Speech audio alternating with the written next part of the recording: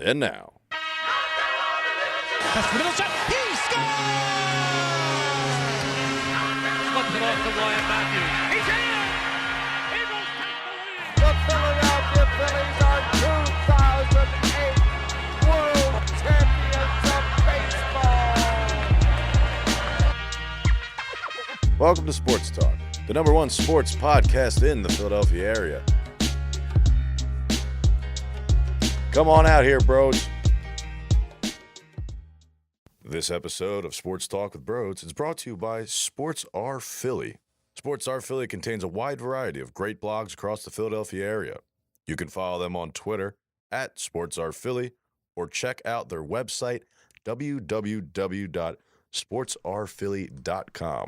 What is going on, everyone? Welcome to Sports Talk with Brodes.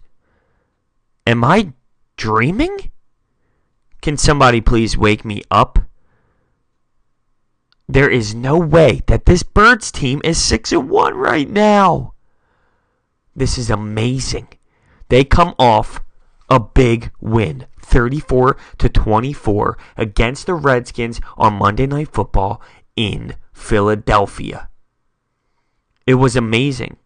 Carson Wentz, 268 yards, 4 touchdowns and an interception.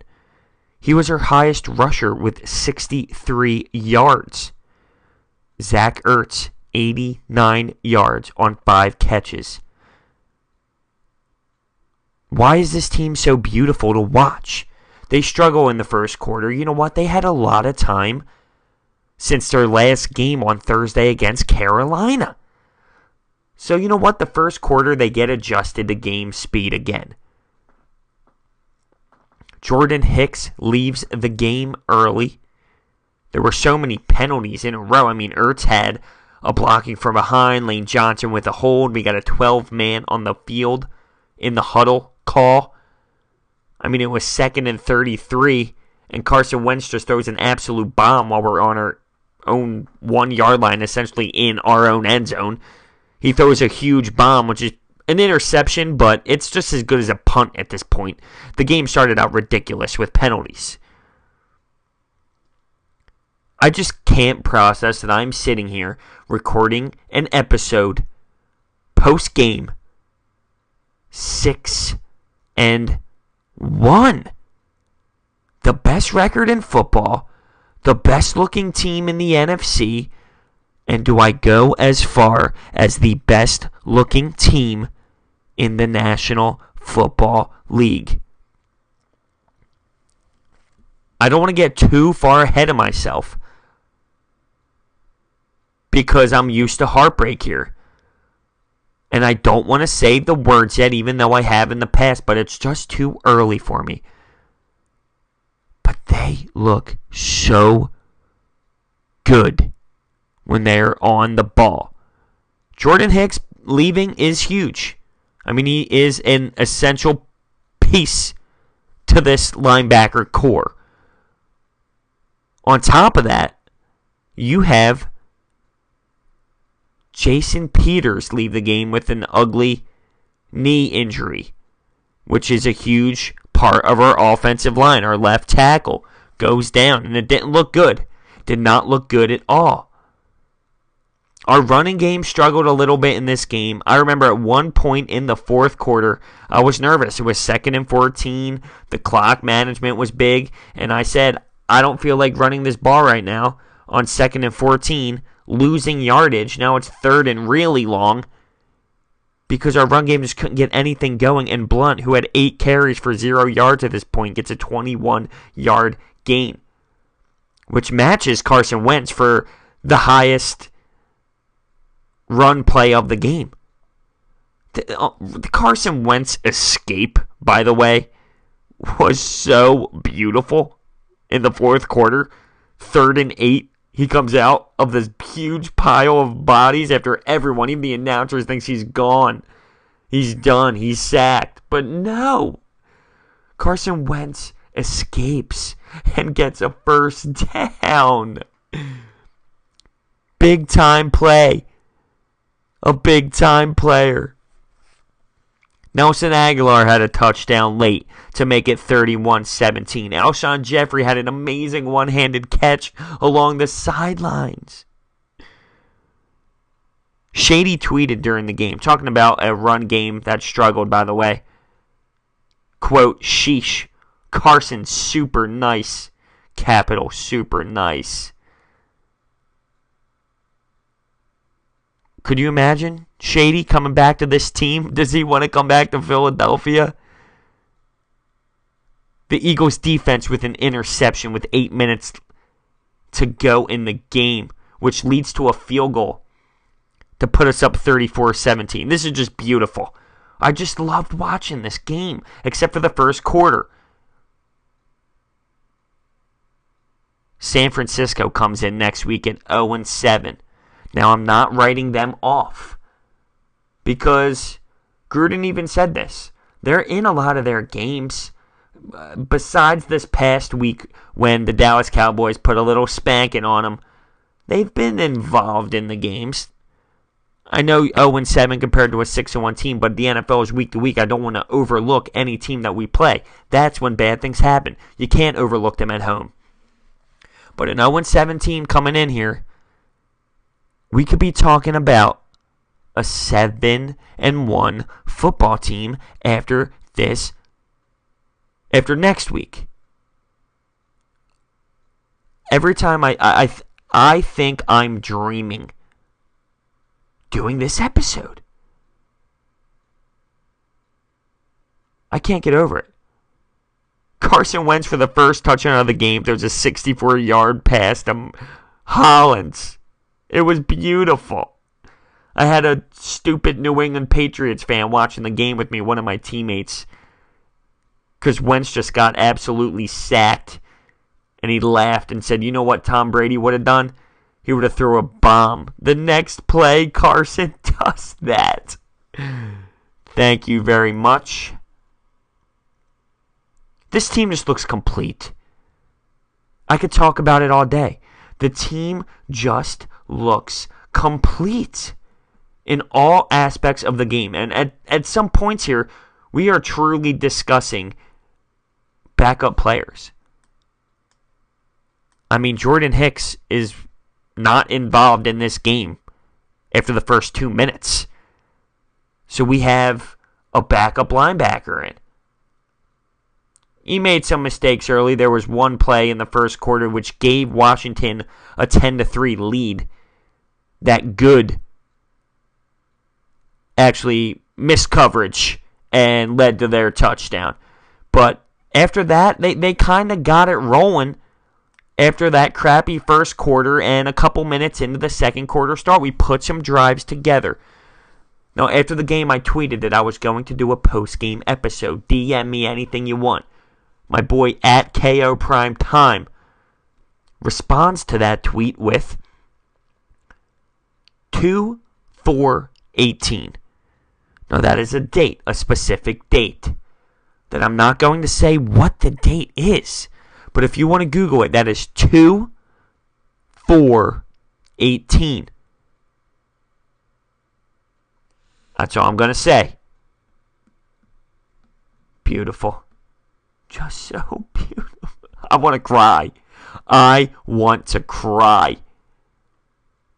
I can't even process this. I truly cannot process this. Let's go around the league this Sunday. See what occurred. The Bills beat the Buccaneers 30-27 at home. The Panthers only put up 3 points to the Bears. The Bears with another win. The poor Browns lose in overtime 12-9. What an absolute offensive powerhouse game that was. 12-9. Packers go down without Aaron Rodgers. The Saints 26-17. The Colts get shut out by the Jags and their defense. The Cardinals lose their quarterback, Carson Palmer, to a broken arm and get shut out by the Rams 33-0. How about that for a statement by the Rams? Jared Goff with 235 yards, a touchdown, and an interception. Todd Gurley running for 106 yards and on 22 carries, that is. He also had 4 receptions for 48 yards. This Rams has a great offense. The Jets squeak away from the Dolphins squeak away from the Jets, scoring an aggressive amount of points in the fourth quarter. 2 touchdowns and a field goal in the fourth quarter. Jay Cutler goes out. Matt Moore comes in.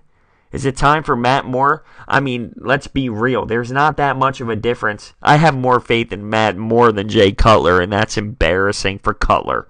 That's all I have to say. The Ravens lose another one, which is awesome, but sucks because now I don't get my free coffee here in Baltimore. I like my free Dunkin' Donuts coffee on a Ravens win, but I also like to see pissed off Baltimore sports fans.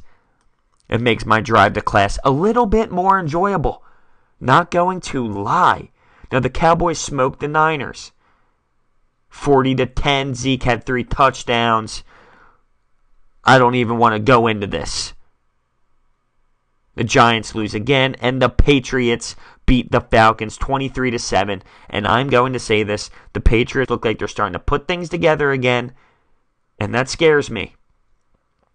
I've already talked about my teammate who's a Pats fan. He said if it's Eagles-Pats in the Super Bowl, we're watching it together. I really don't think that I would be able to process sitting in the same room as this man while I'm trying to watch my first ever Eagles Super Bowl as a die-hard bleed green fan. Yeah, I saw it in 2004. I was too young to really process what was going on. Now, I'm spitting at the TV.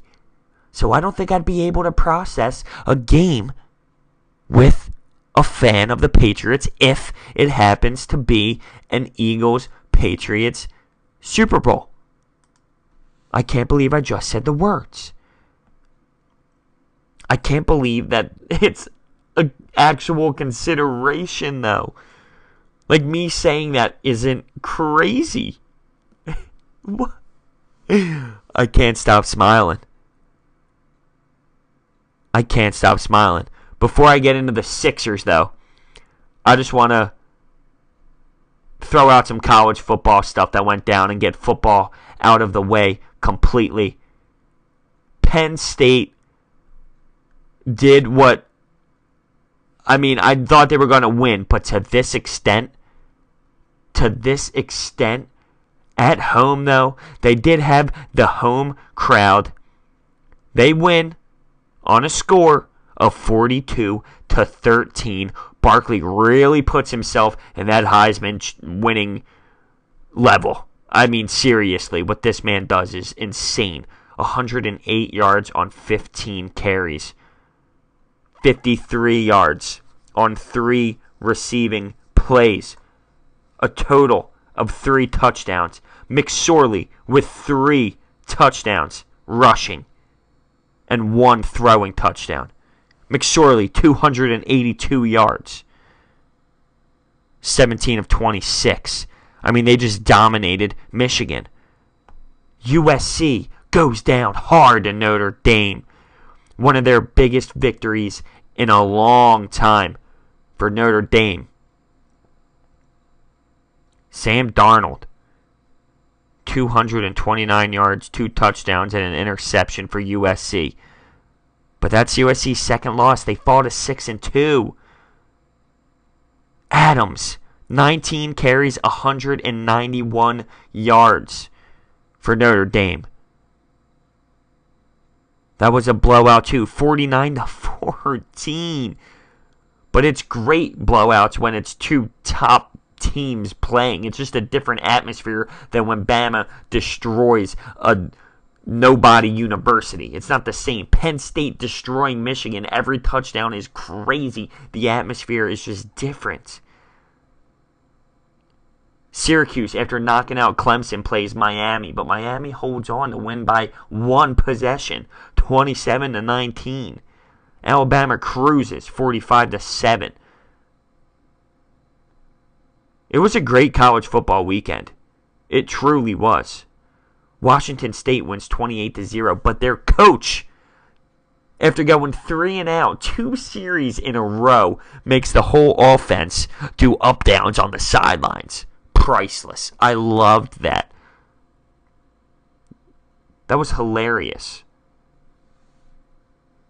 What a great day of college football. What a great night for Monday Night Football. May I throw that back in there. Go Birds, 6-1. I can't believe it. Now, I have some Sixers game to talk about because since my last episode, they have played 3 basketball games. They lost to the Celtics at home. We were sitting at 0-1 before this Celtics game because we lost to the Wizards, which is a tough team for this young Sixers squad to play against. We're talking top 3 in the Eastern Conference. So we come home opener. They lose 102 to 92. Embiid, 0 for 6 at the 3-point line. It was an ugly night for the kid. 28 minutes, 11 points, 14 rebounds. Isn't it crazy that I'm talking about a double-double being an off night? But it actually was. Ben Simmons also had a double-double that night with 11 points and 11 boards. Ben Simmons at this point is so legit, it's insane. If you know the sport of basketball, you're watching this Sixers team.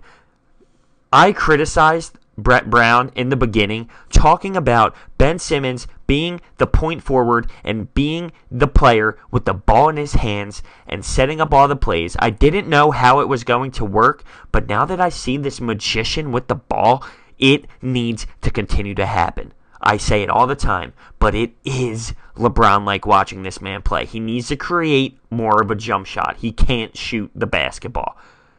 He does these little floaters a couple feet away from the basket. He needs to develop a true jump shot to make it even more scarier than what he is now, because people will be afraid of this jump shot. They will have to defend him harder, press him more, and that is when he will excel, taking it to the hoop like he can.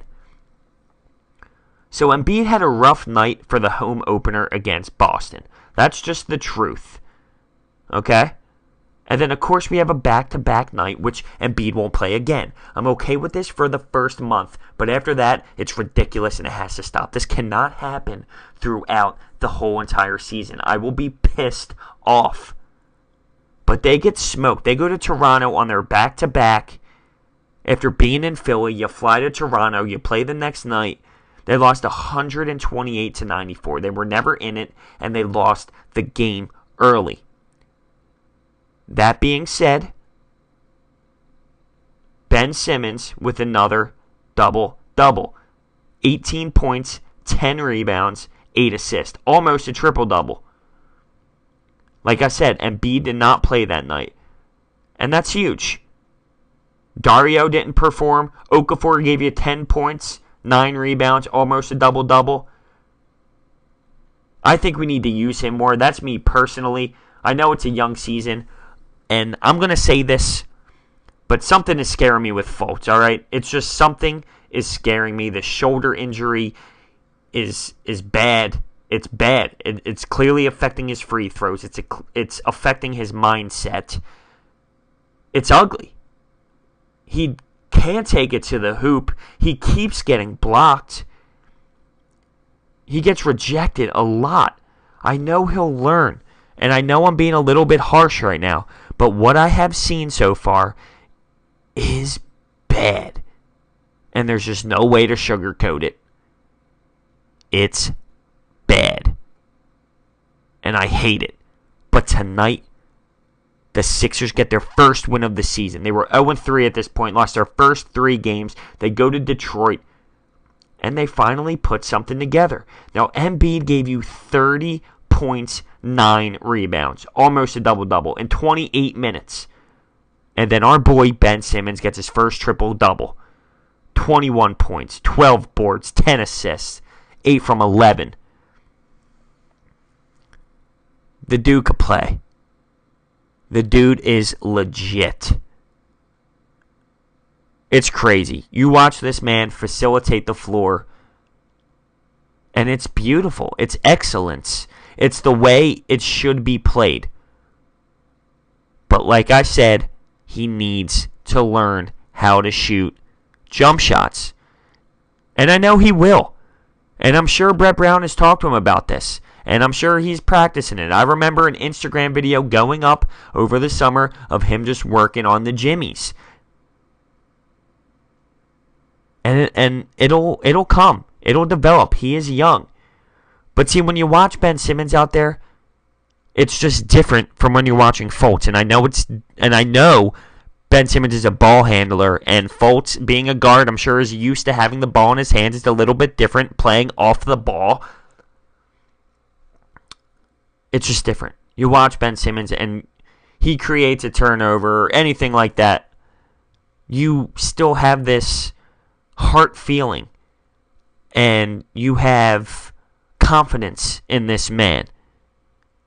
I don't feel that way with Fultz. Tell me if I'm wrong. You can tell me I'm wrong.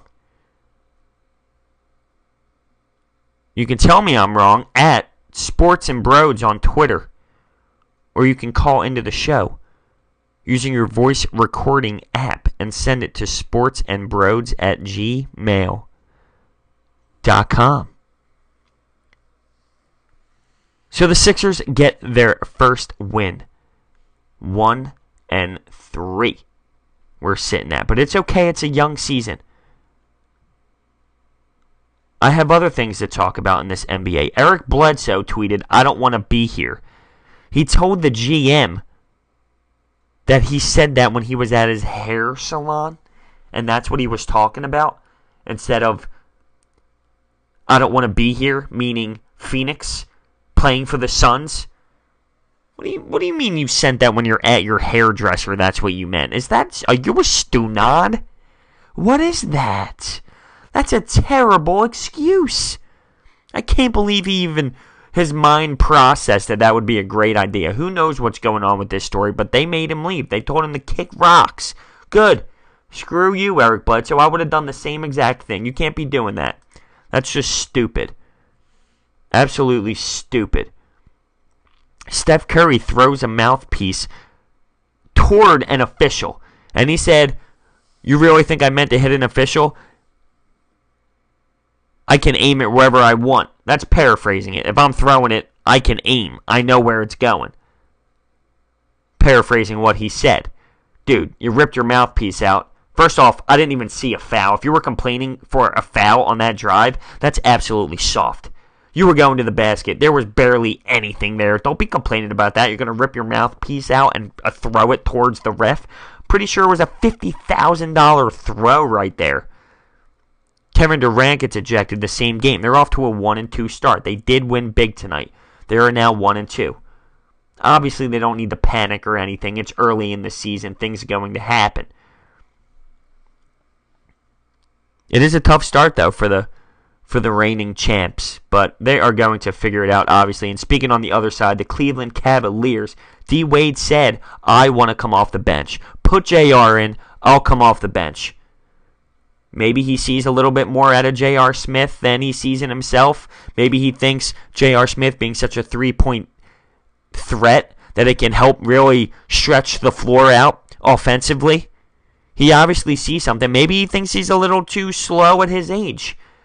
I don't know, but that's a veteran guy. I'm sure there is a great reason for it, and maybe I nailed it on the head with stretching the floor offensively, because I feel like that makes sense. J.R. Smith is a known three-point shooter. You put him on the floor in the wing, coming off picks, anything. It's just more of a threat offensively than I'm sure D. Wade has in his little mid-post game. So he comes off the bench. D. Rose sprains his ankle, and the coach says it doesn't look good. There was a non-flagrant call that he complained about after this happened. This was a few days ago. And then the league went back and changed it to a flagrant one. I don't really know what that means. It says after the game. I know I talked about Lonzo Ball and his debut in the past, but just reviewing his first game against the Clippers, it was ugly. It was definitely ugly. He had 3 points, shooting 1 for 6. He did have 9 rebounds. But yeah, you know what? The kid had a tough debut. But in his defense, he came back against the Suns and had a great performance. He truly did. 29 points, 11 rebounds, 9 assists. 1 assist shy of a triple-double. They won the game 132-30. And you know what? Even though it's a rival to an extent, because the Sixers, Lakers, we're all fighting for that lottery pick, and Lonzo's obviously a lottery player, and we didn't choose him because we picked Fultz. I get all that, but I like Lonzo, and I want to see him succeed because I think he is a hell of a basketball player. So their last game, they lose to the Pelicans 119-112.